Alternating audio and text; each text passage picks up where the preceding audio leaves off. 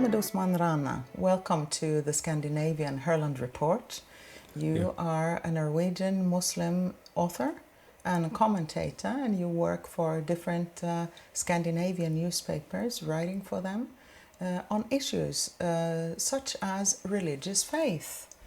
And it's most interesting because a few years ago you wrote an article which caused quite a calamity in this type of atheist, extreme secular society and religiously antagonistic, I would say, Europe today, where many of us who believe are quite frankly belittled and spoken ill of, to the degree that we're now talking about a Christophobia in the West. You wrote an article by the title, The Secular Extremism, and you said that it's important for Europe to define how it wants to look upon faith, whether it wants to be an extreme secular atheist system with zero, my words, zero tolerance for religion and different religions, Christianity as well,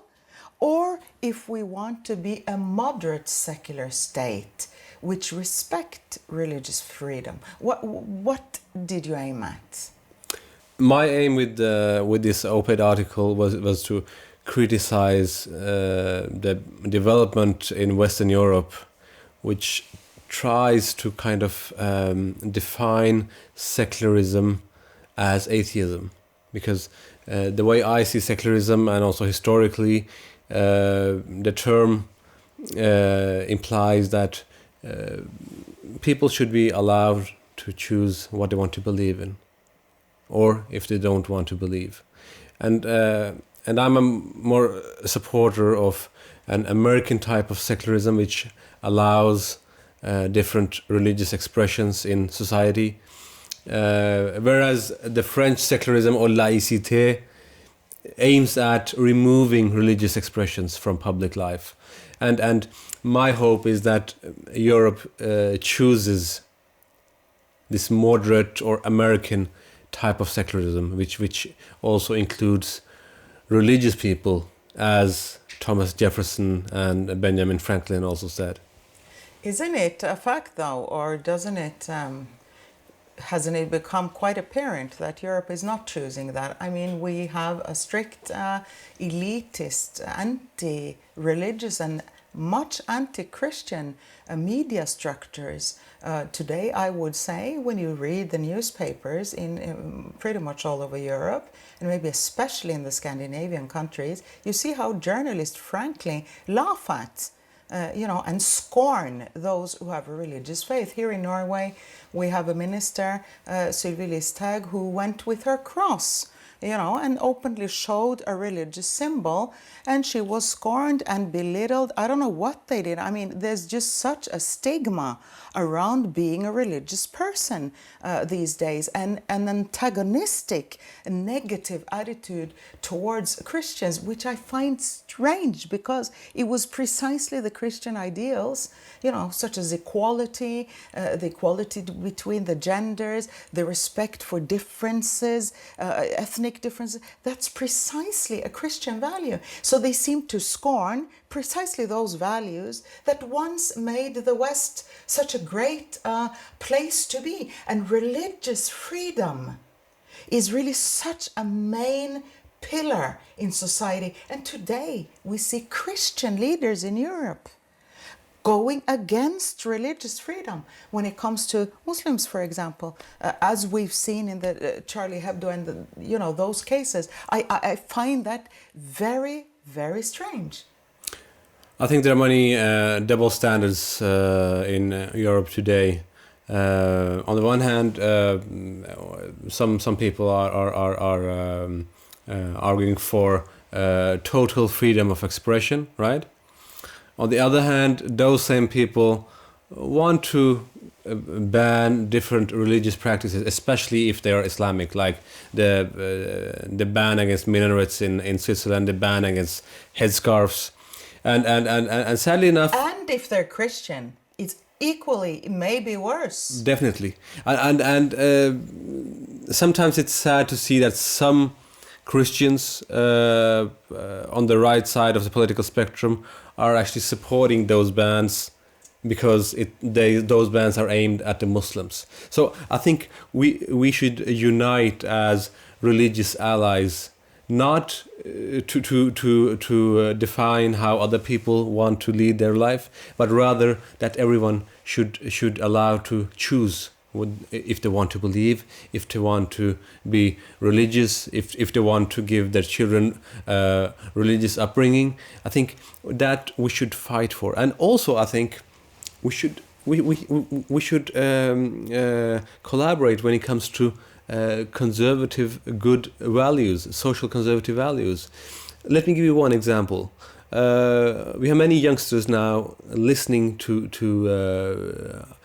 I would say music which contains degradation of women, nakedness, violence, and then we need music for youngsters which has positive lyrics, empowering youngsters, empowering good and conveying good values.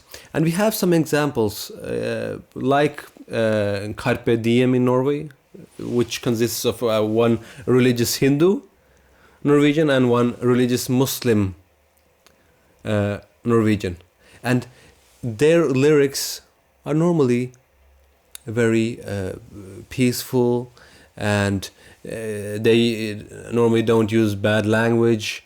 They don't say that drugs are a good thing.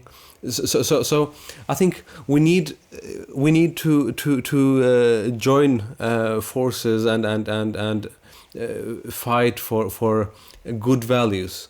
I think one of the problems, and one of the main problems really, is the question of extremism and the entry of, when you have terror attacks on European soil and whatnot, and you see how the media chronically just portrays. They don't speak about how we participate in the wars in the Middle East. They don't speak about the hundreds of thousands that are killed by Western weapons in countries such as Syria, Afghanistan, Yemen, Iraq, Libya, Somalia, Mali. We can go on and on. Nigeria. We can go on and speak about this, how the military industry in the United States really, frankly, benefiting just the very few, a very small elite in the US, benefiting billions of dollars in this military complex.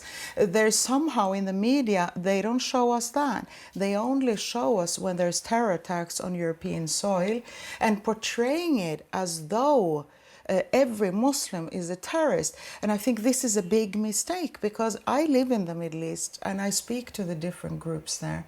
And when you look back, and this frankly then becomes one of the reasons why Europeans don't understand and they start to fear Muslims, due to the media not showing the nuances here.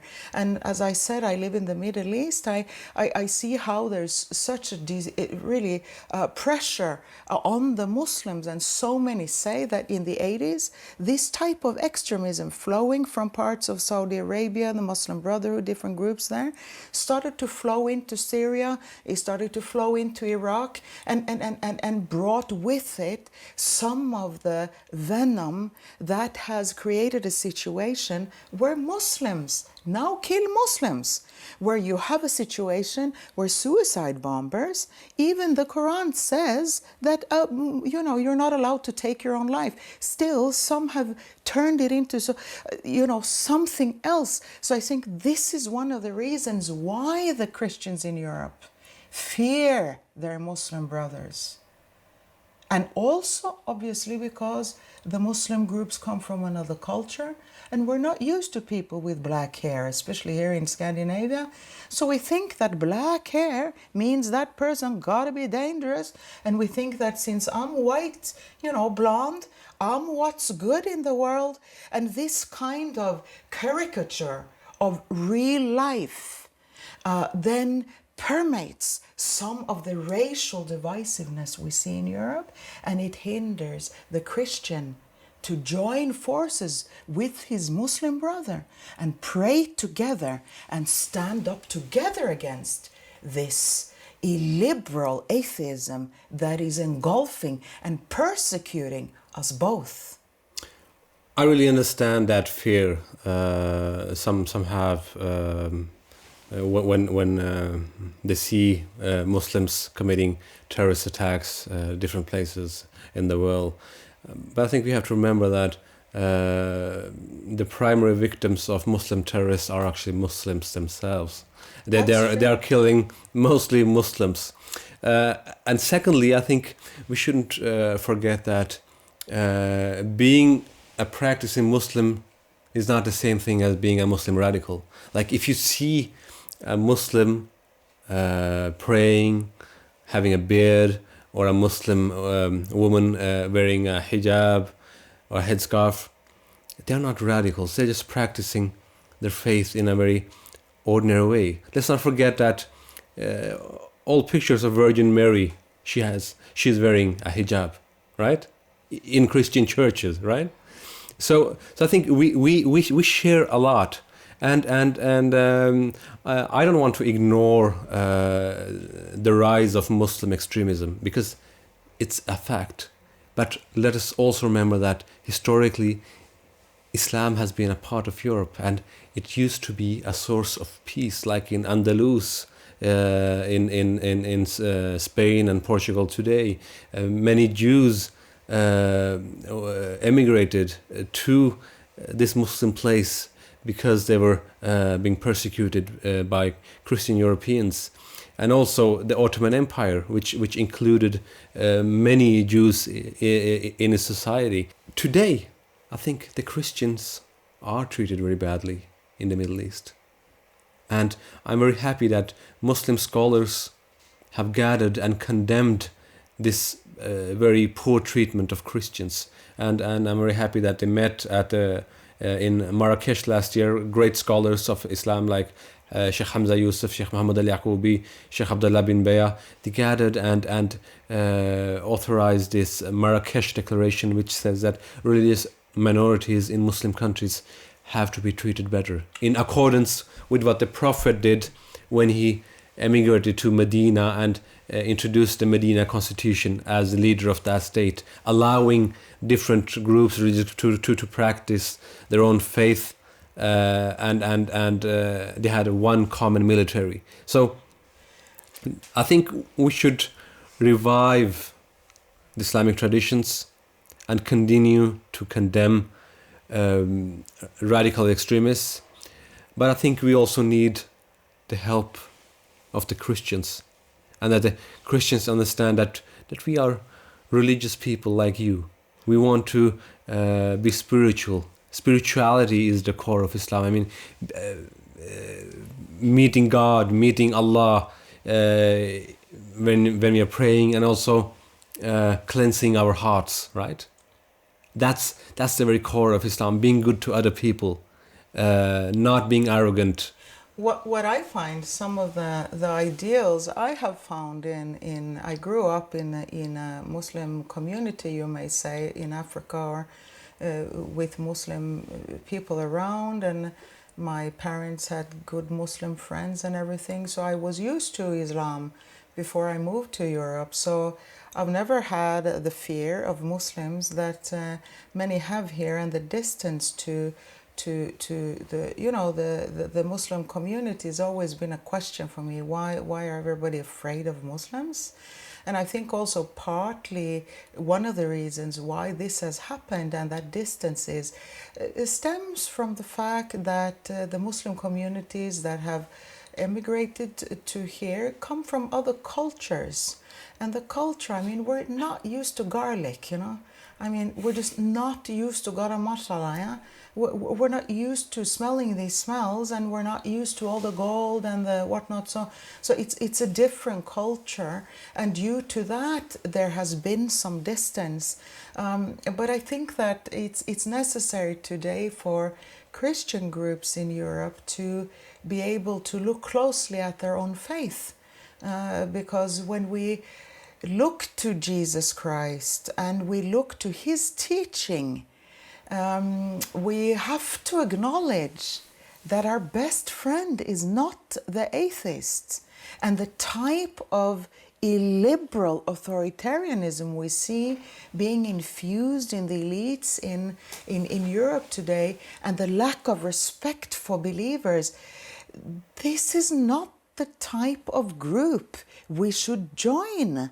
And when you were supposed to, as Christians, and you Muslims as well, you're supposed to follow Jesus. You're supposed to listen to his message. And we are supposed to listen to and adhere to his message. And what was his message? His message was that he helped everybody. He helped the Jews, he helped the Samaritans, he helped and healed Roman soldiers, and this was a very political time at that time as well. He could have said, I will not help the Roman soldiers, I will help the zealots to expel the Roman soldiers away from Israel at that time. He didn't do that. He said, give to God what's God's and give to the Kaiser whatever belongs to the Kaiser.